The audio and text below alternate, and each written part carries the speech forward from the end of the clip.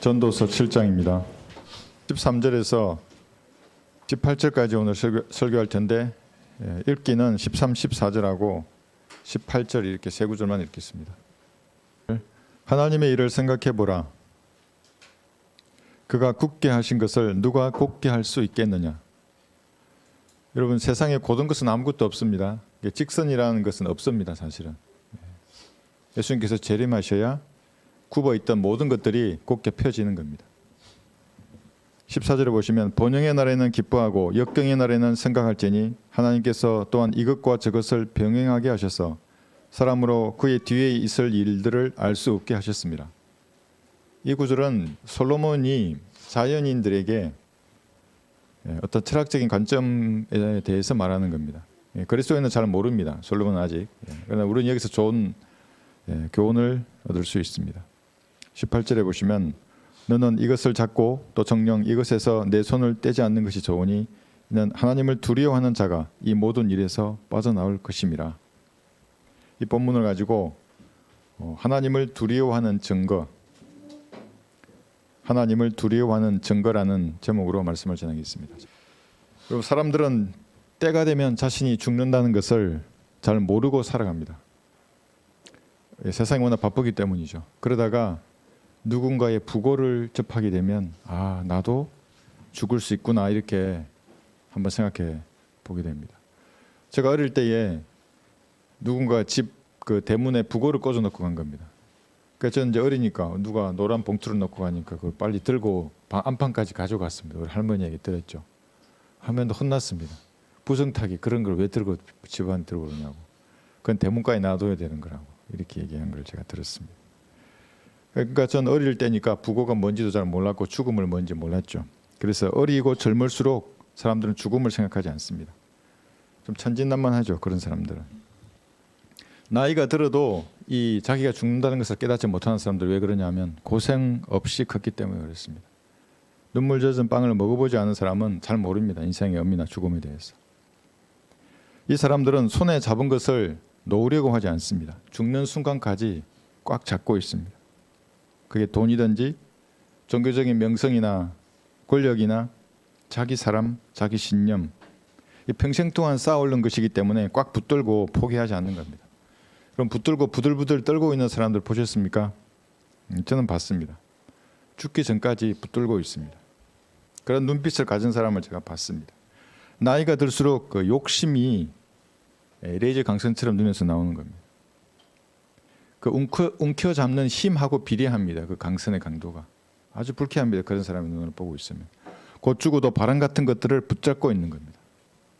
바람을 자기 주먹에다 잡으시는 분이 누군지 아십니까? 하나님이십니다. 하나님만 바람을 잡는 겁니다. 근데 인간이 잡는 겁니다. 잠언 30장 4절에서 바람을 그의 주먹에다가 모으시는 분, 그게 하나님이십니다. 인간은 바람을 잡는 것이 불가능한 겁니다. 한번 잡아보십시오. 잡히는 거.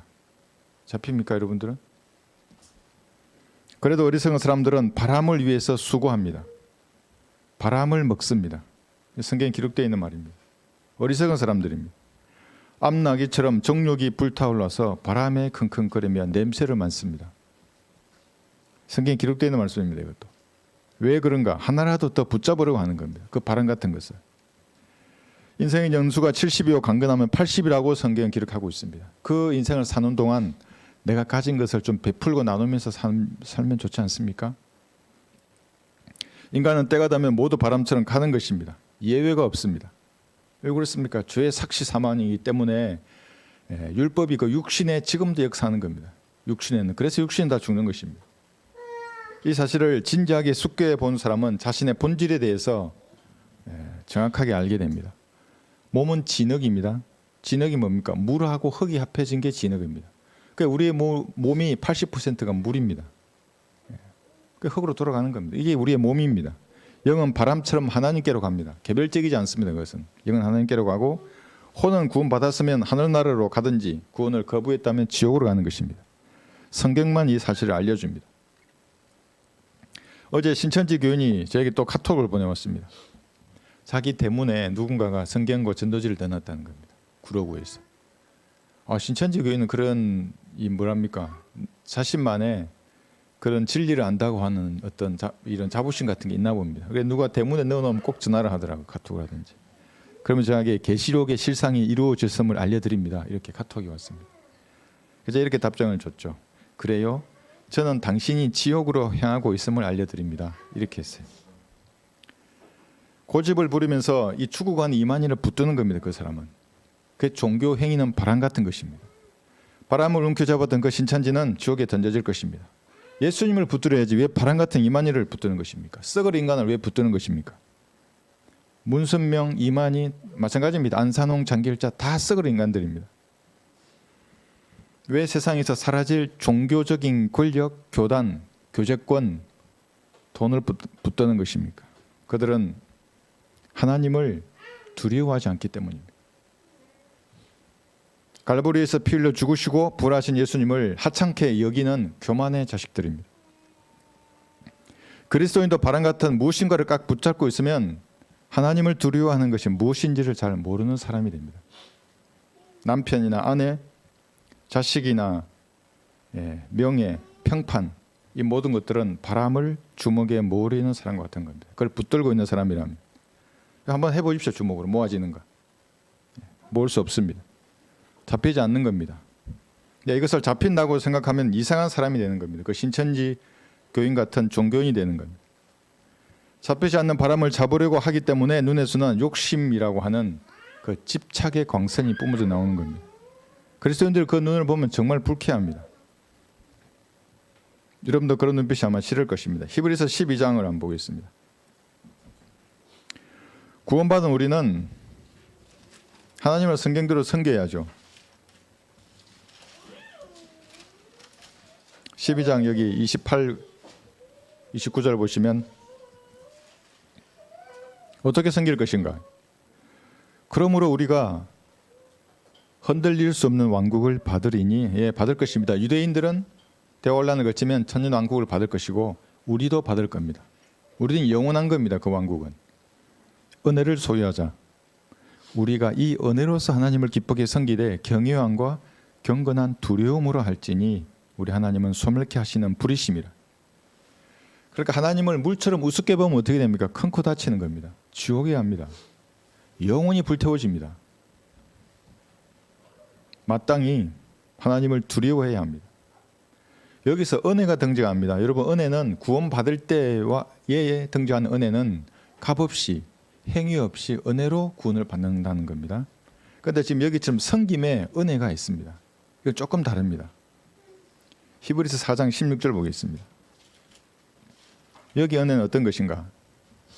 히브리서 4장 16절에는 구원이 아니라 섬김과 관계된 은혜는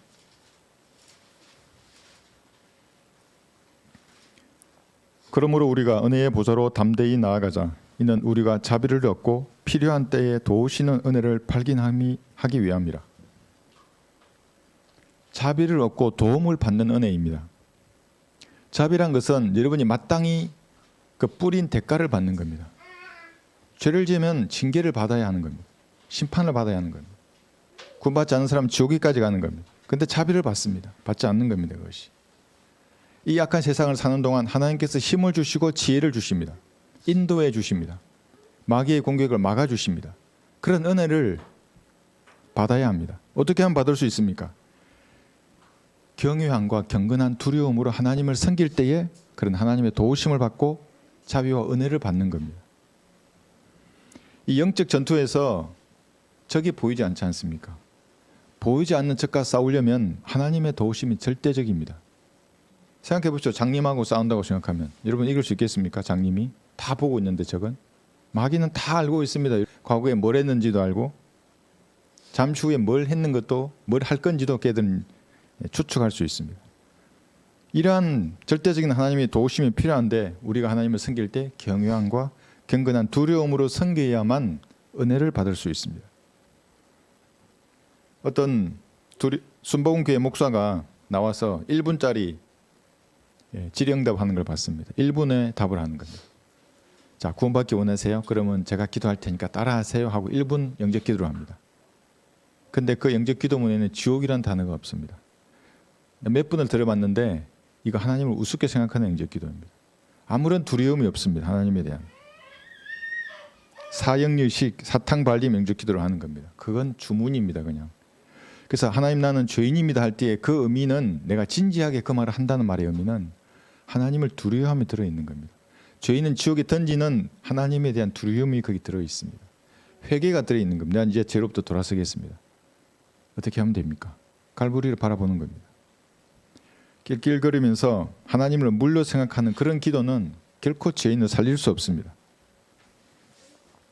성경에서 두려움이 처음 등장하는 단어를 한번 보겠습니다. 창세기 3장 10절에 보시면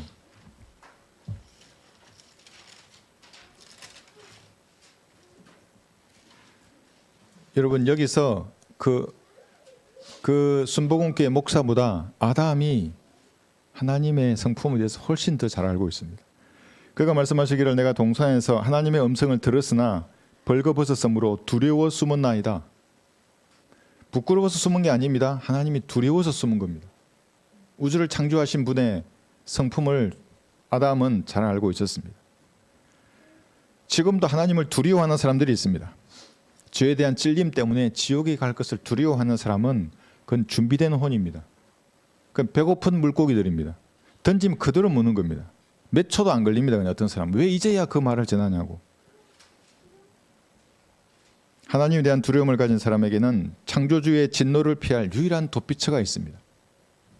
그것이 어디입니까? 교회가 아닙니다. 무슨 우리 교회로 와라, 우리가 구원에 방 주고 우리 교회를 떠나면 구원을 잃어버리고, 아닙니다. 교제권도 아니고 교단도 아닙니다. 교제권이나 교단을 빠져나가면 배교자들이고 구원을 잃어버리고 그런 게 어디 있습니까? 성경에. 목사도 아닙니다. 회계나 계명이나 어떠한 헌금률을 준수하는 것도 아니고 직분도 아니고 교회에 헌금을 내는 것도 아닙니다. 어디입니까? 그곳이 갈보리입니다. 그래서 여러분들은 저희들을 갈보리로 안내하는 사람들입니다. 그게 그리스도인들입니다. 갈보리를 설명하고 설득하는 사람들입니다. 갈보리를 외치는 사람들이 여러분들입니다. 죄에 대한 진노가 하나님 자신에게 쏟아진 겁니다. 이것이 하나님의 사랑입니다. 말로만 너를 사랑한다 그러면 그게 어떻게 사랑입니까? 아담도 자기 신부를 위해 죽었고 예수님도 그걸 죽으신 겁니다. 그게 사랑입니다. 갈보리에서 이미 끝난 겁니다. 그 사랑은. 지금은 죄인을 갈보리에서 사랑하신 겁니다. 과거에. 이 사실을 믿고 예수님을 구주로 영접한 사람은 더 이상 지옥을 두려워하지 않습니다. 이렇게 구원받았다면 이제는 의의 종으로서 하나님을 섬기되 어떻게 섬기는가? 경외함과 경건한 두려움으로 섬겨야 합니다. 하나님을 물러보고 자기 마음대로 섬기지 않습니다. 성경대로 섬기기 위해서 최선을 다하는 겁니다. 성경에서 처음으로 두려움이 없다는 기록도 한번 보겠습니다. 창세기 20장에 보시면 아까는 두려움이 있다는 거 있고 창세기 20장에는 두려움이 없다는 구절이 처음 등장합니다. 첫 언급의 법칙 여러분 아시죠? 20장 여기 11절에 보시면 하나님을 두려워하지 않으면 무슨 일이 일어나는 게 여기 등장합니다. 창세기 20장 11절. 아브라함이 말하기를 참으로 이곳에는 하나님을 두려워함이 없기에 내 아내로 인하여 그들이 나를 죽일 것이라고 생각했습니다. 아비멜렉이 거하는 이 도시에는 하나님을 두려워하지 않는구나. 그래서 이게 무슨 일이 일어납니까? 납치하고 살인하고 강간이라고 하는 범죄가 일어날 것을 여기 말하고 있는 겁니다. 그러니까 하나님을 두려워하지 않으면 이런 죄들이 일어나는 겁니다. 죄의 원인은 하나님을 두려워하지 않는 것에서 시작합니다. 세상에서 이런 말 하지 않습니까? 너 겁을 상실했구나. 하나님을 두려워하지 않는 사람들입니다. 여기 4절에서는 아비멜렉은 하나님과 다투면서까지 자신을 항변하는 겁니다. 하나님을 두려워하는 사람이 이렇게 다투기도 합니다. 4절에 보시면 아비멜렉이 그니에게 가까이 하지 않았으므로 그가 아뢰기를 주여 주께서는 어려운 민족도 죽이시려나이까? 하나님을 두려워하지 않는 사람이 아비멜렉같이 이렇게 다투면 어떻게 되겠습니까? 파라오 같이 되는 겁니다. 파라오도 다투었습니다. 하나님과. 파라오는 그런데 물속에 수상됩니다. 파라오가 말하기를 주가 누구기에 내가 그의 말을 복종하고 이스라엘을 보내겠느냐? 다투면서 이렇게 오만방자하게 했던 겁니다. 이게 출애굽기 5장 2절입니다. 성경에 하나님이 누구이기에 내가 그에게 내가 죄인임을 시인해야 하겠느냐? 그가 누구기에 내가 그를 구주로 영접해야 하겠느냐? 이게 세상 죄인들의 반응입니다. 내가 믿는 종교나 목사나 내가 행한 선행이 나의 방패인데 보존된 말씀이 무엇이라고 그것이 최종 근위가 되겠느냐? 최종 근위란 말은 절대적인 겁니다. 이게 최종 병기라는 말입니다. 바로는 하나님을 두려워하지도 않고 우습게 보는 상태에서 하나님과 다툼을 했던 겁니다. 그래서 수장되었습니다. 죽었습니다. 한 사람은 죽고 한 사람은 살았습니다. 모세도 하나님과 다투었습니다. 모세가 뭐라 그랬습니까? 나는 말을 잘하지 못하고 혀가 둔하나이다. 저도 이 구절 있는 줄도 모를 때 그렇게 말했습니다. 하나님 앞에. 어느 날 운전하고 가는데 아무래도 설교해야 될 것 같은 부담이 계속 말 속에서 나오는 겁니다. 그 라디오 아나운서가 말을 하기에 내가 따라해 봤어요. 경상도 사투리를 하지 않고 최대한 표준어로 또박또박 이렇게 말하는 싸움 다투었습니다. 하나님하고. 그런데 모세는 복을 받았습니다. 베드로도 다투었습니다. 붙잡고 말렸습니다. 예수님 붙잡고 십자가를 지지 말라고. 아니 예수님 왕이 되어야 나도 한 자리 하는데 십자가에 죽으면 어찌 되는 겁니까 나는. 이런 의도입니다. 다투었습니다. 그런데 죽지 않았습니다. 예수님은 사탄아 뒤로 물러나라고까지 말했는데 베드로는 죽이지 않았습니다. 바로는 죽이고. 왜 그렇습니까? 하나님을 두려워했기 때문에. 그 의미에는 하나님을 물려 여겼기 때문에 바로는 물에 빠졌습니다. 우리도 세상 사람들 말할 때 그러죠. 너 물려 여기느냐고. 하나님을 물려 여기면 죽는 겁니다. 구원받아서 주님을 섬기기로 했다면 경건한 두려움으로 하나님을 섬겨야 합니다. 여러분 이 창조주 하나님의 위대하심을 생각해 본 적 있으십니까? 우주의 크기를 한번 보십시오. 얼마나 큰지. 유튜브의 과학 채널에 나와 있습니다. 전율할 수밖에 없습니다. 성운 하나만 하더라도 우리 은하수의 크기만 하더라도 전율합니다. 이 큰 우주를 말씀으로 창조하신 분입니다. 그 길이와 넓이와 높이를 생각해 보면 전율하지 않을 수가 없습니다. 그런 두려움으로 무릎 꿇고 아뢰고 경배하고 찬양하는 겁니다. 그것이 기도입니다. 그런 자세로 하나님 앞에 나아갔는가를 되짚어 보아야 합니다. 오직 하나님 한 분만을 두려워하며 그분을 섬겨야 합니다. 그러면 때를 따라 돕는 은혜를 받는 겁니다. 그렇지 못하면 덫에 걸리게 됩니다. 잠언 29장 25절에 보시면 하나님을 섬기고 나는 성경 들으면 교회에 나갔는데 내가 왜 덫에 걸리는가? 덫에 걸릴 수 있습니다. 하나님만을 두려워해야 됩니다. 잠언 29장 25절에 보시면 그런데 하나님이 아니라 다른 것을 두려워하게 되면 특히 사람을 두려워하면 덫에 걸리나 주를 신뢰하는 자는 누구나 안전하리라. 덫에 걸리면 움직이지 못합니다. 덫에 걸려서 소리치는 짐승들을 한번 보십시오. 딴 데 못 가는 겁니다. 인생을 낭비하게 됩니다. 그게 붙들려 있는 겁니다. 그 덫이 뭔지는 모르겠지만. 여러분 덫의 종류는 개인마다 다른 겁니다. 좋아하는 기호가 다 다르기 때문에 습관적인 게 다르기 때문에 마귀는 정확하게 알고 덫을 준비하는 겁니다. 이사야 51장 12절에 보시면 하나님께서 이렇게 말씀하십니다. 왜 두려워하느냐? 나 곧 내가 너희들을 위로하리라. 내가 누구기에 그러니까 여러분이 누구기에 죽을 사람을 두려워하며 풀같이 될 사람의 아들을 두려워하느냐? 사람을 두려워하지 말라는 겁니다. 그리스도인은 마땅히 성경에 기록된 하나님만을 두려워해야 됩니다. 그래야 성경대로 하나님을 섬길 수 있는 겁니다. 인간의 수가 아무리 많아도 그들은 모두 풀같이 말라져 버릴 것입니다. 흙덩어리 뿐입니다. 좀 큰 흙, 작은 흙, 좀 잘생긴 흙, 못생긴 흙. 그게 무슨 상관이 있습니까? 진흙덩어리들이. 아무도 그리스도인의 자유를 침해할 수 없는 겁니다. 그건 하나님만을 두려워할 때 그 자유는 커지는 겁니다. 누군가 의식하게 되면 아주 축소됩니다. 그 자유가. 나중에는 집 밖에도 못 나갑니다. 전도지 한 장도 못 줍니다. 그 자유가. 집 밖에 사자가 기다리고 있어요. 사자가 있지 마귀들이. 왜 못 나가냐고 그리스도인이. 사람을 두려워하니까 못 나가는 거예요. 아무도 그리스도인의 자유를 침해할 수 없는 겁니다. 자유는 오직 하나님 한 분만을 성경적으로 두려워할 때 하나님께서 주시는 겁니다.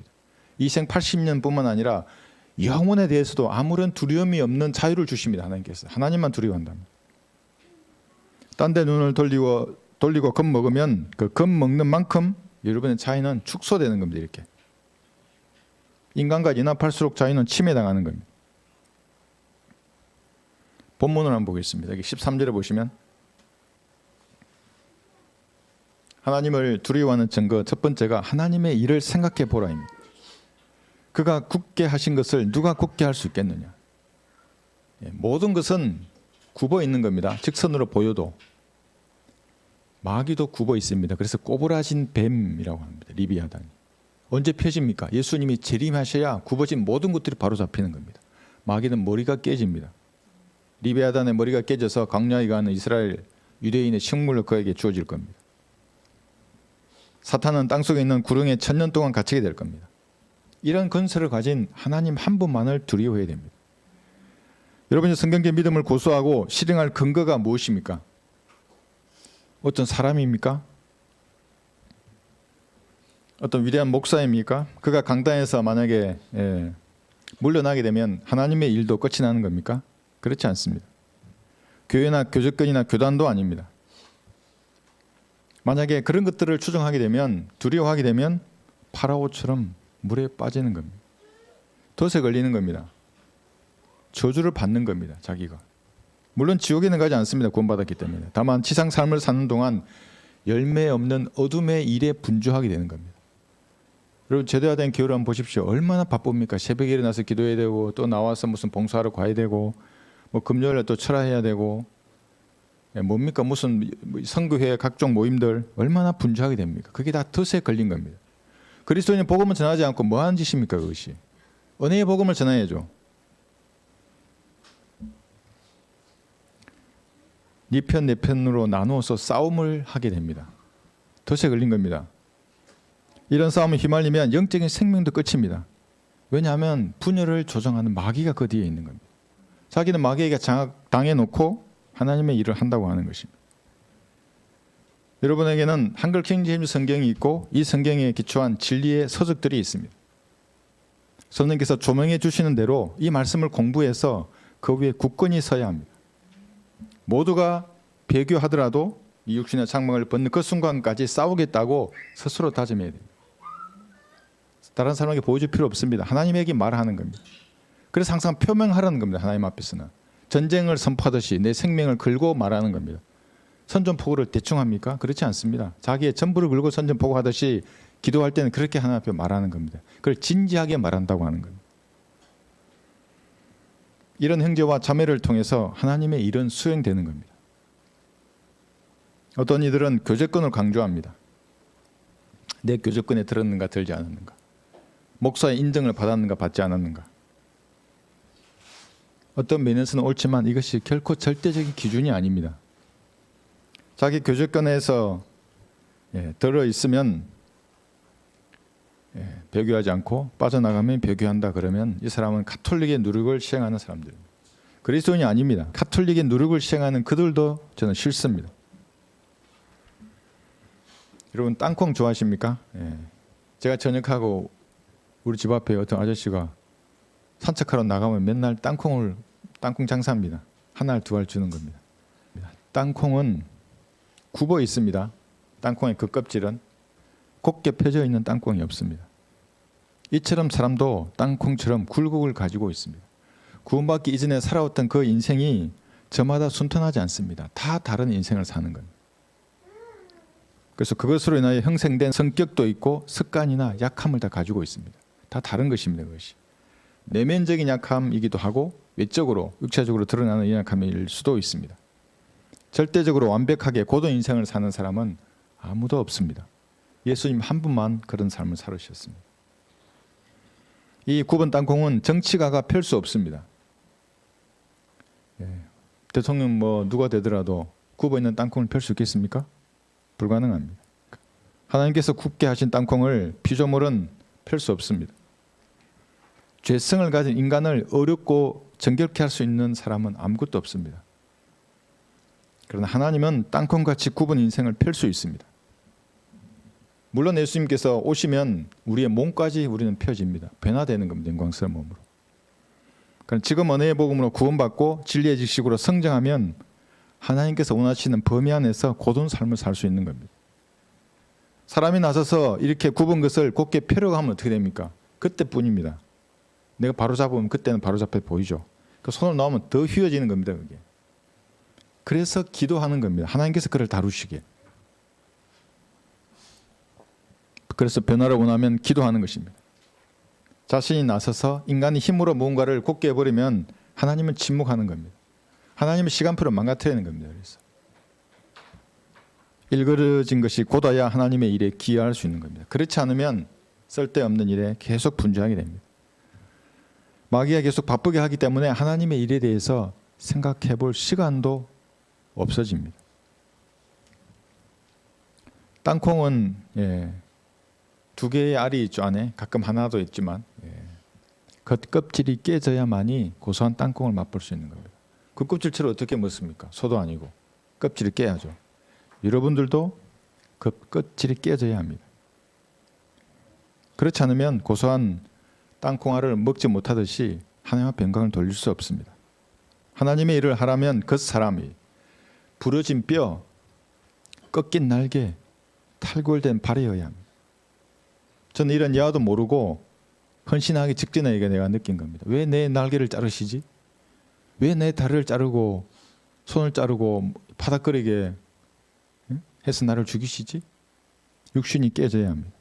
육신적으로 무엇인가 하려고 덤비게 되면 엉망진창이 되는 겁니다.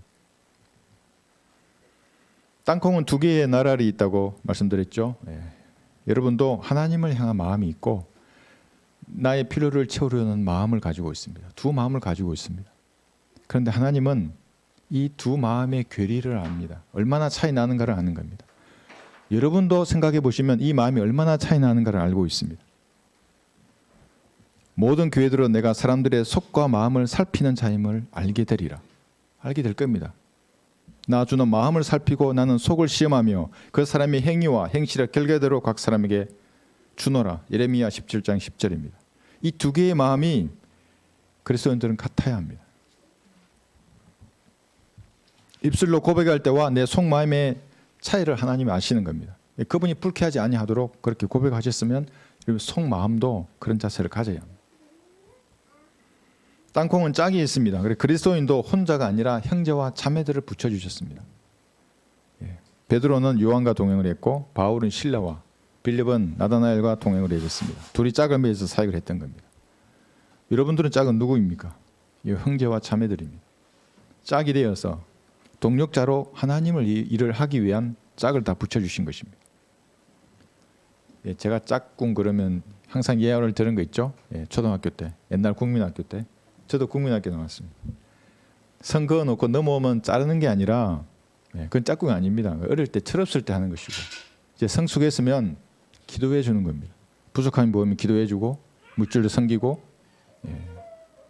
그러한 짝으로서 하나님의 일을 해야 하는 거예요. 여기 다음 본문 14절 보겠습니다.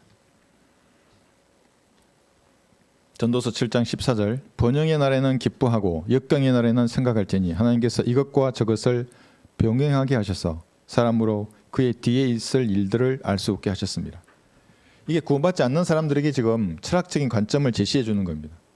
그러니까 철학적 입장에서도 훌륭한 말입니다. 이 말은. 근데 그리스도인에게는 이 관점을 뛰어넘는 좋은 교훈을 줍니다. 고린도후서 12장 10절 한번 보겠습니다.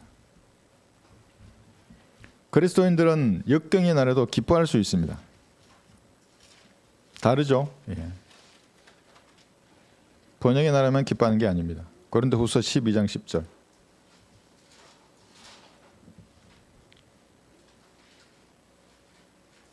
이 기쁨을 가지고 있다면 여러분 진정으로 하나님을 두려워하면서 성경대로 주님을 섬기는 겁니다.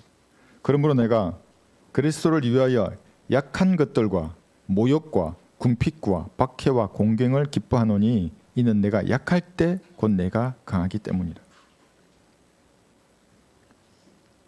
모욕과 궁핍과 박해와 공경을 기뻐하는 겁니다. 세상 사람들은 이해할 수 없는 기쁨입니다. 이것은 자기가 성경대로 믿는 사람의 기준이 되어서 이 기준을 따르면 성경대로 믿는 것이고 따르지 않으면 믿지 않는다고 말하는 그런 종교적인 위선자들도 알 수 없는 기쁨입니다. 여러분 군대에 신병이 있습니다. 신임 하사가 있고 또 장교들이 있습니다. 후보생들. 아무리 이들에게 좋은 음식을 주고 옷을 주고 잠자리를 준다 하더라도 이들은 불평불만합니다. 나이도 고만할 때 아닙니까? 20대 초반에 집을 떠나왔는데 잘해주면 좋아하겠습니까? 그래서 군대라는 것은 아무리 먹어도 배고픈 곳입니다. 아무리 입어도 추운 데가 군대입니다. 아무리 자도 졸리는 곳이 군대입니다. 그럼 이러한 불평불만이 많고 이러한 군대에 와 있는 사람들 어떻게 정의 전투병으로 양성하는가? 허술한 민간인들을 역경 속에 던져버립니다. 철저한 교육 훈련만이 그들의 이 모든 문제를 해결하고 군인으로 만들어주는 겁니다. 그래서 육체적인 한계를 맛보게 하는 겁니다. 배고픔, 행군하다가 봐야 합니다. 자기가 좋아하는 것을 날아다닙니다. 그래서 어떤 인간들은 일리로 서서 가야 되는데 안 가고 통닭 잡으러 가는 겁니다. 이렇게. 그래 옆에 뒷사람이 야 어디로 가냐고. 나도 보입니다. 뭐 팥죽이 날아다니고 난 통닭, 햄버거, 피자야죠. 20대는 대부분 딱 막 그냥 배고파 와야 합니다. 눈물을 흘려봐야 합니다. 배고파서. 돌멩이가 음식을 한번 보여봐야 되는 겁니다. 추위 속에서 뼛속까지 파고드는 추위를 느껴봐야 됩니다. 그래서 난 처음으로 철원 땅에서 논바닥에서 잠잘 때 하나님 좀 살려만 주십시오 이렇게 했어요. 침낭 자크를 붙들고 아침에 일어나는데 자크를 탁 여는데 얼음이 쫙 떨어져요. 침낭 안으로. 외피르고 떼피고 잠을 잤었는데 그런 추위도 겪어보고 더위 속에서 탈진하도록 훈련도 해봐야 합니다. 그래서 과호흡으로 몸도 쪼그라들어 봐야 됩니다. 그러면 겁먹지 않습니다. 더 이상 내 한계를 이제 알기 때문에. 정신적인 한계도 맛보아야 하는 겁니다. 잠을 하루를 못 자면 소주 한 병 먹은 겁니다. 정신이 몽롱해집니다. 일주일 못 자면 어떻게 됩니까? 소주 한 5병 먹은 겁니다. 그런 상태에서 지성의 빛을 발휘하도록 훈련을 시켜야 합니다. 그래야 진짜 이 국토를 방해하는 군인이 되는 겁니다. 편안하게 해주면 그거 뭡니까 그게? 군인이 아니죠. 그리스도인도 마찬가지입니다. 하나님께서 여러분들을 정의 전투병으로 영적 군사로 양성하기를 원하십니다. 그래서 역경 속에 여러분을 던지시는 겁니다. 근데 이것에 불만을 가지고 탈령하면 어떻게 됩니까? 아우 난 꽃길만 걷고 싶은데 왜 고난과 역경이 나에게 이렇게 오는 거야? 도망가면 또 집어넣습니다. 붙들어서. 여러분이 고집이 세겠습니까? 하나님이 세겠습니까? 결코 포기하지 않습니다. 하나님께서는. 여러분에게 일어나는 그 모든 일들은 하나님께서 허용하신 일입니다. 개인에게 적합한 역경을 허락하시는 겁니다. 그래서 능력 있는 군인으로 만드실 것입니다. 이것을 성경에는 모든 일에 합력해서 선이 된다고 말씀하시는 겁니다.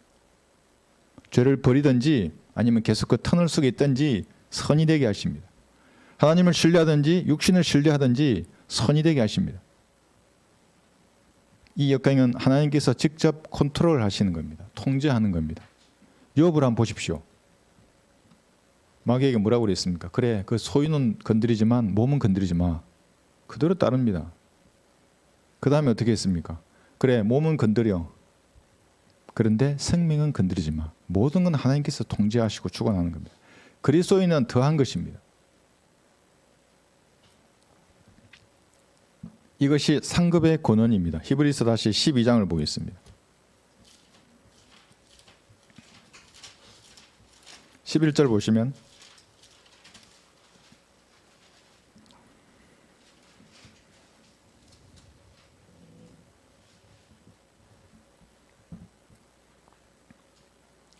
징계가 당시에는 즐겁지 않고 슬픈 것 같으나 후에 그로 인하여 훈련된 자들에게는 화평한 의의 열매를 맺느니라. 이것을 바라보고 기다려야 하는 겁니다. 그리스도인들은. 솔로몬은 이 사실을 알지 못했죠. 다만 구약적인 관점에서 지금 자연인들에게 좋은 말씀을 하고 있는 겁니다. 그리스도인들은 이것을 뛰어넘는 교훈을 얻는 것입니다. 우리는 미래를 압니다. 여러분. 휴거를 알고 그리스도의 심판석, 지상 재림, 천년왕국, 영원 시대를 말씀을 통해서 알고 있습니다. 그런데 지상 삶은 어떻게 될 것인가? 구체적인 것은 알 수가 없습니다. 그 누구도 내일 일어날 일의 상세한 내용을 알 수 없게 하나님께서 만드셨습니다. 그럼 어떻게 하란 말입니까? 시편 여기 119편 120절에 보시면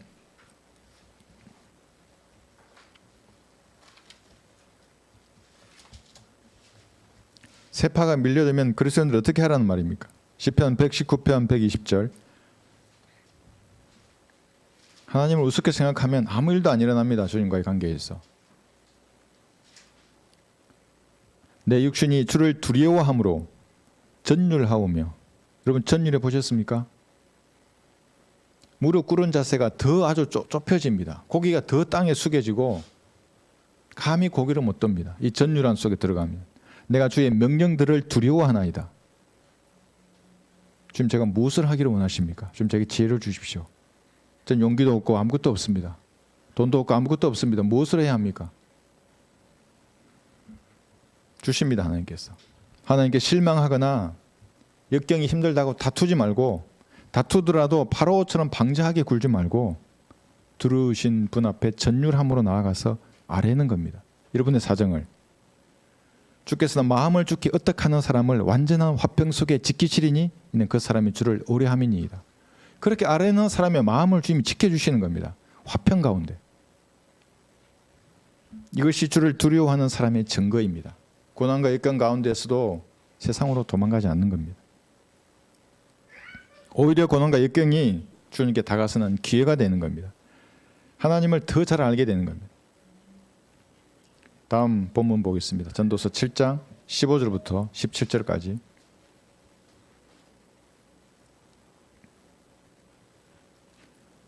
15절. 나의 헛된 날들에, 솔로몬 왕의 간증입니다. 헛된 날들이라고 하는 겁니다. 내가 이 모든 일을 보니 자기의 의 가운데서 멸망하는 의인이 있고 자기의 사악한 가운데서 생명을 연장하는 악인도 있느니라. 지나치게 의인이 되지 말며 스스로 너무 현명하게도 되지 말라. 어찌하여 내가 스스로 패망해야겠느냐. 여러분, 이거 그리스도인이 그대로 적용하면 안 됩니다. 솔로몬이 자연인들에게 구약적 관점에서 말하는 겁니다. 이걸 그냥 그대로 받아들여서 야, 이거 나 너무 지나치게 믿지도 말고 너무 세상도 가지 말고 중간에 살아야겠지, 뭐 그렇게 한다면 그 회색 분자가 되는 겁니다. 지나치게 악인이 되지 말며 너는 어리석게도 되지 말라. 어찌하여 내가 너의 때가 되기 전에 죽어야겠느냐. 이것은 아리스토텔레스가 등장하기 500년 전에 중용에 대해서 말하는 겁니다. 그래서 성경은 어떤 것에도 지지 않습니다. 뭐 철학자 나부랭이들은 뭐라고 말하더라도 성경이 먼저 말하는 겁니다. 여기 중용 얘기 나와 있다고. 공자의 손자 자사가 쓴 중용보다도 400년 앞서 있습니다. 극단에 치우치지 말라. 이게 중용 얘기 있는 겁니다. 그리스도인에게는 이건 균형 잡힌 생활을 하라, 건전하게 생각하라 정도로 중요할 수 있습니다. 그런데 그리스도인들은 항상 창의적이고 진취적입니다. 자신의 재능과 또 은사로 이윤을 내는 사람들입니다. 빈둥거리면서 은사를 섞이지 않습니다. 여러분, 만약에 받은 것으로 아무 일도 하지 아니하고 주님 앞에 선다면 뭐라고 그러겠습니까? 다르죠. 재능과 은사들이 다 다릅니다. 성경이 이미 그렇게 두었습니다. 이 악하고 게으른 종아, 내가 은행에 넣어놨을 거야. 이자를 받아 먹을 텐데 왜 너는 받은 걸 가지고 땅속에 묻어놓고 왔어? 이렇게 말하는 겁니다. 그리스도인들은 회색지대에 살지 않습니다. 구약시대에서는 오래 사는 것, 부유함이 축복의 척도였습니다. 신약은 그렇지 않습니다. 그래서 아직도 구원받지 않는 사람들은 구약 성도들이 원했던 그런 오래 사는 것, 장수, 그게 최고의 복으로 여기고 돈이 많거나 만사 형통한 것이 하나님께 복을 받는 최고로 여기는 것입니다. 그렇지 않습니다. 스테판은 30살이 되기 전에 돌에 맞아서 현장에서 죽었습니다. 예수님도 35살 생일을 맞지 못하고 죽으셨습니다. 지나친 의인은 여기 바리새인을 말하는 것입니다. 바리새인들은 하나님의 의에는 상관이 없는 겁니다. 관심이 없고 자기가 정해놓은 기준만을 말하는 사람들입니다. 미치지 못하면 정죄하는 겁니다. 거기. 여러분, 그리스도인들은 아무도 바리새인이 될 수 없습니다. 왜 그렇습니까? 여러분들의 의는 여러분이 노력해서 절제해서 얻은 의가 아닙니다. 예수님으로부터 전가된 의를 가진 사람이기 때문에 아무도 타인을 정죄할 수 없습니다. 똑같은 의입니다. 예수님이 의를 가진 겁니다. 이 사실을 모르는 사람들이 남을 정죄하는 겁니다. 그리스도인들은 자신을 심판하는 겁니다. 정죄하려면 자기 자신의 마음에 나와 있는 그 죄를 심판해서 예수님의 피로 씻겨내야 합니다. 자백해서. 그리스도인들은 그런 자백을 통해서 죄 없는 거룩한 삶을 추구하는 것입니다. 어떻게 죄 없는 완벽한 거룩한 삶을 살 것인가? 자백하는 겁니다. 이것이. 요한일서 1장 8절에서 10절에 나와 있는 겁니다. 자백하는 겁니다. 내 양심에 저거 알려지면 즉시 자백하는 겁니다. 한번 생각해 보십시오. 어떤 사람의 죄를 여러분 발견했습니다. 그 그리스도인입니다. 내가 막 고소하고 정죄해, 막 퍼뜨리고 어디에 하나님께도 기도할 때 일러 하나님 저 인간이 죄를 지었다고요. 징계해 주세요. 막 이렇게 막 합니다. 그런데 한번 생각해 보십시오. 그 사람이 그런데 자기 죄를 깨닫고 자백해 버렸어요. 예수님 피로 씻겼어요. 그러면 죄 없는 겁니다. 그 사람은. 그런데 나는 의인을 고소하는 겁니다. 이게 무고죄입니다. 무고죄. 무고죄가 더 강화되는 겁니다. 무서운 겁니다. 무고죄라는 것은. 하나님 보시기도 마찬가지입니다. 그래서 그리스도인들을 남을 정죄할 때 각별히 주의해야 합니다. 정죄하지 말라는 겁니다. 그러니까 그건 하나님께 맡기라는 겁니다. 자기 자신을 판단하는 겁니다. 제일 먼저. 어떤 형태로든지 다른 그리스도인을 비방하지 말라는 겁니다. 하나님의 밝은 빛, 거룩한 빛으로 내 마음의 어두운 부분을 비추라는 겁니다. 어둠이 보이면 즉시 자백하는 겁니다. 예수님의 피로. 마귀가 정지할 틈을 주지 말고 해가 지도록 분노를 품지 말고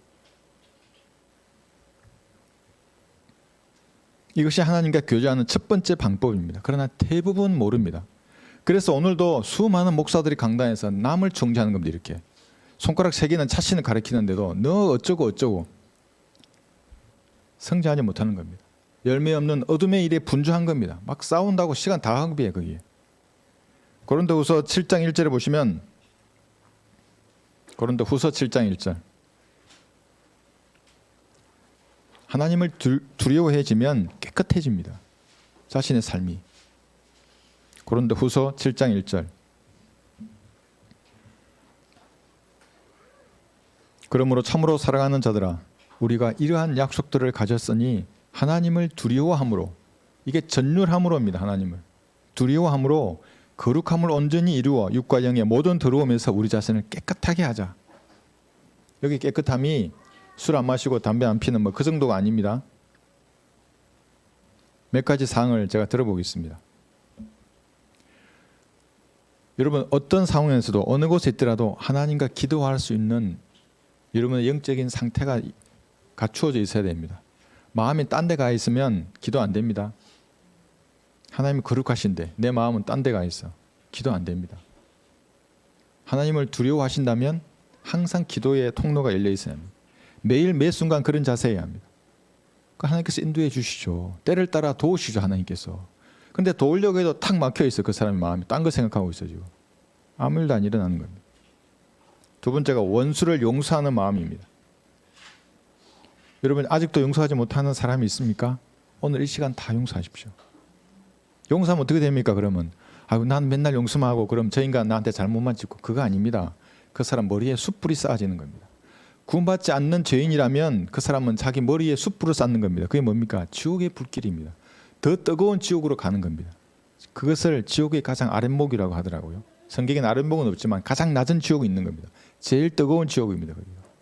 구원받은 그리스도인이라면 어떻게 됩니까? 그 사람 나 죄를 다 하나님께 자백해 버렸는데 그 사람 계속 나를 비방하고 정죄해. 자기가 내가 받을 것이라고 생각했던 저주를 그 사람이 받는 겁니다. 용서해버려야 합니다. 그래서 험담과 비방하는 데서 입조심해야 합니다. 자나깨나 입조심입니다. 그리스도인들은.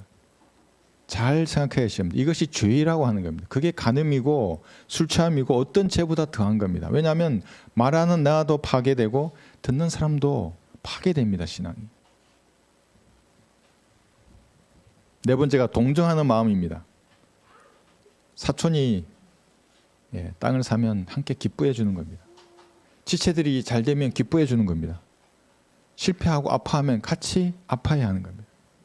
그러니까 우는 사람들과 같이 울고 즐거워하는 사람들과 같이 즐거워하는 겁니다. 그런데 그 반대가 되면 중병에 걸려 있는 겁니다. 죄입니다. 그것이. 다섯 번째, 돈을 쓸 때 하나님께 물어보아야 합니다. 여러분들은 돈을 여러분의 힘으로 버셨다고 생각하시죠? 종교인들이 그렇게 하는 겁니다. 길상사라고 하는 절간을 짓기 위해서 수백억을 시주한 어떤 보살, 자기 힘으로 벌어서 뭔가를 시주한다고 생각하는 겁니다. 무슨 일이 일어날 줄 알고. 그런데 그렇지 않습니다. 그래서 그 사람들은 피 같은 돈이라고 말하는 겁니다. 그 사람들. 마찬가지입니다. 우리도 피 같은 돈입니다. 그런데 그것은 하나님의 일에 우선 사용하는 겁니다. 11조와 연관되어 있습니다. 이것은. 이 얘기하면 또 어떤 분들은 11조는 구약 율법 아래에 있었는데 아니죠. 율법 이전에 아브라함부터 11조를 드렸습니다. 율법 아래서도 드렸고 은혜 시대에도 드리는 겁니다. 아니 그러면 신약 성경에는 11조가 없지 않냐고 또 이렇게 말합니다.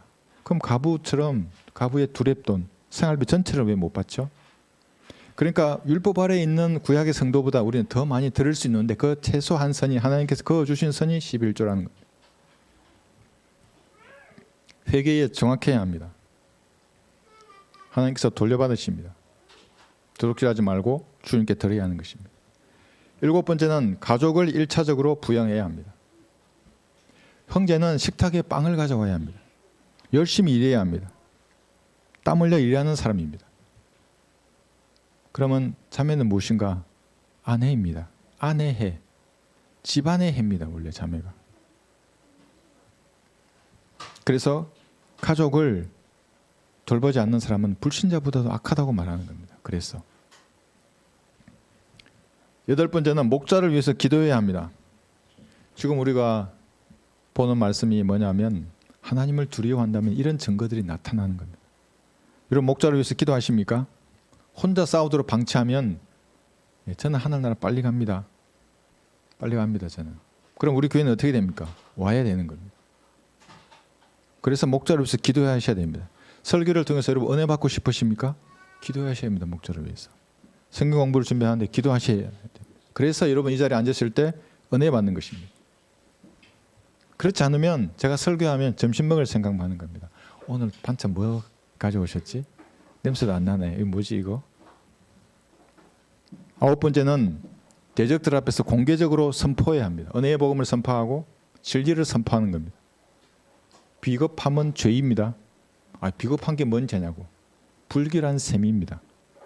오염된 샘물입니다. 저는 이 구절을 잊을 수가 없습니다. 제가 대위 때에 그 어떤 사람 앞에 뭐 장군 얘기하고 이러길래 제가 한 수 뒤로 물렸어요. 그 사람 알미니안주의자였는데 감리교 신학자였는데. 그걸 하고 나서 집에 갔는데 이 구절을 보여주니 불길한 샘이고 너는 오염된 샘물이라고. 내가 너무 마음이 아팠어요. 내가 절대 안 진다 그 뒤에는. 장군 아니라 대통령이 어떤 인간이 오더라도. 공개적으로 진리를 선포해야 합니다. 하나님을 두려워하는 사람이라면. 10번째는 타인의 집이나 땅, 돈, 시간 탐내지 말아야 합니다. 탐심은 우상숭배입니다. 무엇을 탐내더라도 내 것이 아닌 걸 탐낸다. 우상숭배입니다. 여러분 바울 서신에는 십계명보다 더 많은 행위들, 선한 일들이 기록되어 있습니다. 구원받은 이후에 하나님을 섬긴다면 두려워함으로 이러한 증거들을 여러분들은 보여야 합니다. 그렇지 않으면 하나님을 두려워하지 않고 물러보는 겁니다. 구원받았으니 행위는 끝이라고 생각하는 사람들이 많이 있습니다. 구원파들도 그렇고. 디모데전서 6장을 보겠습니다.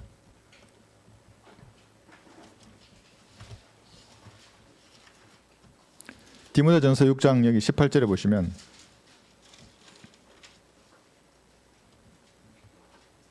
몇 구절을 찾아보겠습니다. 디모데전서 6장 18절. 곧 그들이 선을 행하고 선한 일에 부요하며 기꺼이 나누어 주고 아낌없이 베풀므로써. 나누어 주고 베푸는 겁니다. 선한 일에 부요한 겁니다. 악한 일이 아니라. 디모데 후서 3장 17절에서도 이렇게 말씀하십니다. 뒤로 좀 넘기시면 하나님의 사람이 퍼펙트하게 되는 건 여기에 있는 겁니다. 이는 하나님의 사람이 온전하게 되며 모든 선한 일에 철저히 구비되게 하려 합니다. 이런 선한 일에 여러분들이 철저히 구비되어야 하는 겁니다. 하나님을 두려워한다면. 또 넘겨보십시오. 디도서 2장 7절에 보시면 매사에 내 스스로가 선한 일에 본을 보이고 교리에 있어서는 부패치 않음과 신중함과 진실함을 보이며 선한 일에 본을 보이는 겁니다. 여기 지금 언급된 10가지뿐만 아니라 선한 일에 본을 보이는 것이 그리스도인들입니다. 같은 장 14절 보시면 그가 우리를 위하여 자신을 주신 것은 우리를 모든 죄에서 구속하시고 자신을 위해 정결케 하사 선한 일에 열심을 내는 독특한 백성이 되게 하려 하십니다. 최고의 선이 무엇입니까? 그래서 여러분들이 복음을 전하러 나가는 겁니다. 추운 날에도 복음 전도지를 나가서 울며 씨를 뿌리는 겁니다. 독특한 백성들이면 하나님 보시기에는. 어제 그 추운 날에 전도지를 나가서 울며 씨를 뿌리는 사람이 대한민국에서 몇 명이나 되겠습니까? 한번 생각해 보십시오. 독특한 백성들입니다. 여기 디도서 3장 14절에 보시면 또한 우리에게 속한 사람들도 필요한 것들을 위해서 선한 일에 진력하는 법을 배우게 하라. 선한 일에 진력해야 됩니다. 아까 10가지 말한 그뿐만 아니라 다른 것도 더 있겠지만 우선 그거라도. 그러면 어떻게 됩니까? 이는 그들로 열매 없는 자가 되지 않게 하려 함이라. 열매와 관계 있는 겁니다. 선한 일들이. 그러니까 믿음으로 구원받았다. 이제 끝이다 인생 뭐 룰랄라 아닙니다. 여기 열매 없는 어둠의 일에 참여하게 됩니다. 하나님을 두려워하지 않으면. 어떤 사람이 기도가 잘 안 된다고 상담을 해왔습니다. 왜 그런지 아십니까? 자신이 인식하지 못하는 겁니다. 죄라는 것을. 오늘 10가지 언급했습니다. 한번 여러분 돌이켜 보십시오. 인식하지 못하기 때문에 거룩하신 하나님께서 그의 기도를 듣지 않으시는 겁니다. 그러니까 자기도 아는 겁니다. 내 기도가 왜 안 되지? 왜 상달이 안 되지? 하나님 함께하지 않는구나. 알았으면 자백하고 버리면 되는 겁니다. 그러면 다시 교제할 수 있습니다. 두려우신 하나님을 자신이 인식하지 못하고 있는 겁니다. 이것이 그러니까 나홀로 신앙입니다.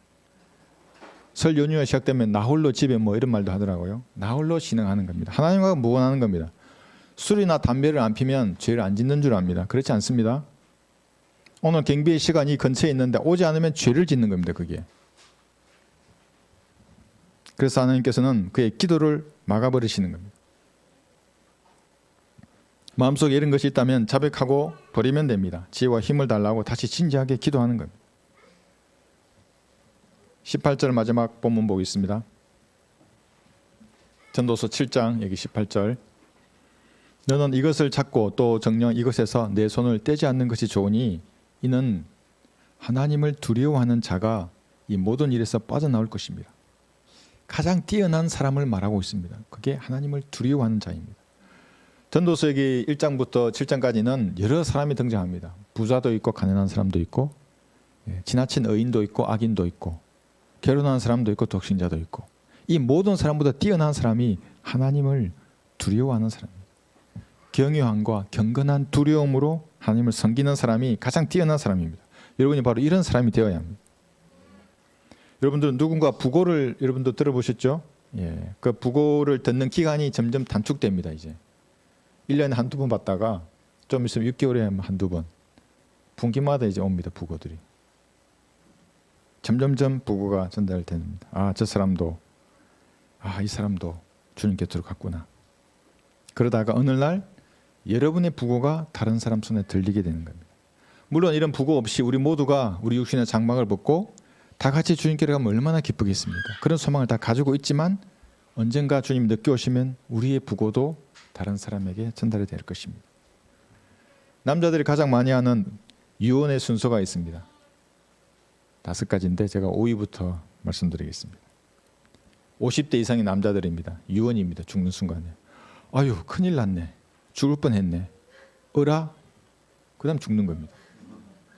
4번째. 인생 한 번 죽지 뭐 2번 죽나? 흥? 그 다음에 죽는 겁니다. 3번째. 설마 죽을까? 죽는 겁니다. 2번째. 죽기밖에 더 하겠냐? 죽는 겁니다. 그렇게. 대망의 1위가 뭔지 아십니까?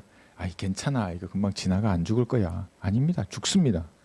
남의 일로만 생각했던 겁니다. 그 죽음이. 그런데 어느 날 그게 자기의 일이 됩니다. 여러분은 죽음의 순간까지 하나님 한 분만을 두려워하는 증거를 주님 앞에 보여야 됩니다. 그래서 주님께 영광을 돌리는 그런 그리스도인으로 여러분 사시기를 바랍니다. 찬송가는 209장 하실 텐데요. 기도드리겠습니다. 기도드리실 때에 여러분 두려워하는 10가지 증거들을 쭉 이제 나열을 해봤는데 마음속으로 한번 살펴보십시오. 누구를 두려워하는가? 하나님 한 분만을 두려워해야 됩니다. 혹시 용서하지 않은 사람이 아직도 있습니까? 다 용서하십시오. 그리고 여러분은 예수 그리스도의 향기를 나는 사람들입니다. 그 지식의 향기를. 남을 비난하고 정죄하는 사람들은 종교인들이 나는 겁니다. 열매는 어둠의 일들입니다. 그 일들은. 그래서 여러분 구령하고 진리를 외치고 육신을 죽은 것으로 여겨서 하나님께 영광을 돌리는 그런 삶을 살아야 하는 것입니다. 방해하는 것이 있으면 다 씻어내고 주님 앞에 아래에서 새롭게 되는 주님과의 교제가 관계가 그런 시간이 되시기 바랍니다.